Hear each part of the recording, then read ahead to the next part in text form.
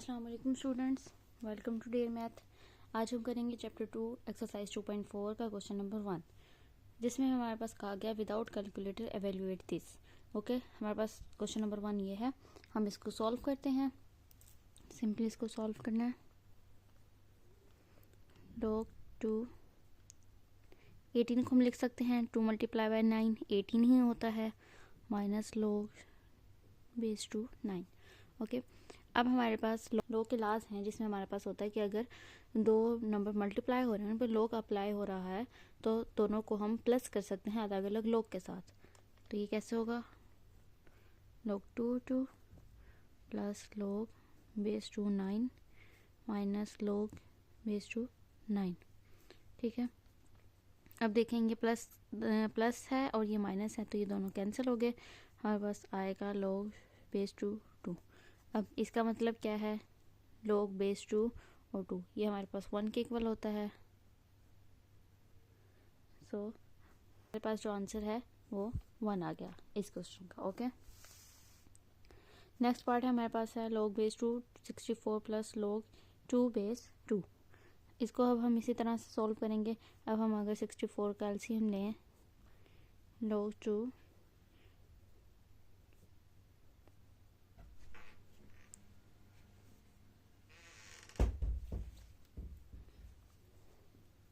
ठीक है, तो हम इसको लिख सकते हैं 2 रेज टू 6। इसको हम लिख सकते हैं log base 2 raise to 6 plus log base 2। Okay, अब हमारे पास एक और होता है, अगर हमारे पास पावर में कोई चीज़ हो तो वो log से पहले आ जाती है। ओके, तो हम इसको लिख लेंगे 6 log base 2 plus log 2 base 2। ठीक है, अब ये 6 है और ये 1 है, तो ये हमारे पास हो जाएगा 7 log बेस 2 इंटू 2। ये चीज़ हमारे पास 1 के इक्वल है, तो ये आंसर आ गया 7। ओके, हमारे पास थर्ड पार्ट है 1/3 log 3। अब हम इसको लिख सकते हैं 2 multiply bye 2 multiply bye 2 minus log base 3, और इसको हम लिख सकते हैं 2 मल्टीप्लाई बाय 3 मल्टीप्लाई बाय 3। इनका एलसीएम लेने से। ओके, तो ये हमारे पास हो जाएगा 1/3 log 3। ये हमारे पास हो जाएगा 2 raise to 3 minus log 3 2 multiply by 3 raise to 2। Okay, अब ये 3 हमारे पास पहले आ जाएगा, ये हो जाएगा 3/3 log 3 इंटू 2 को हम लिख सकते हैं उसी तरह log 3।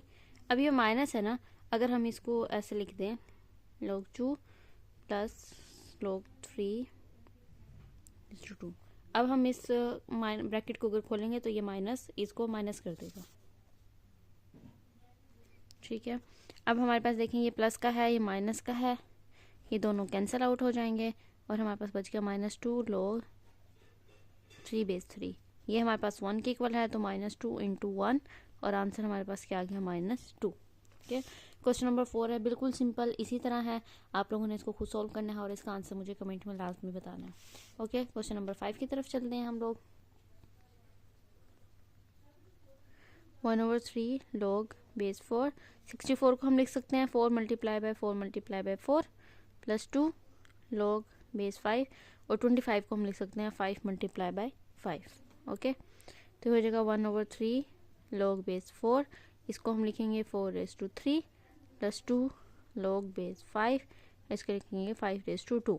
ठीक है, अब ये पावर है, इसी तरह हमारे पास पहले आ जाएगी, हो जाएगा 3/3 log बेस 4 इंटू 4 प्लस ये हमारे पास बन जाएगा, इसके साथ अगर हमारे पास पावर आके मल्टीप्लाई होगी, हो जाएगा 4 log 5/5। ठीक है, ये इससे कैंसिल आउट, ये 1 हो जाएगा प्लस 4, और ये भी हमारे पास 1 हो जाएगा, 1 प्लस 4, हमारे पास आंसर आ जाएगा 5।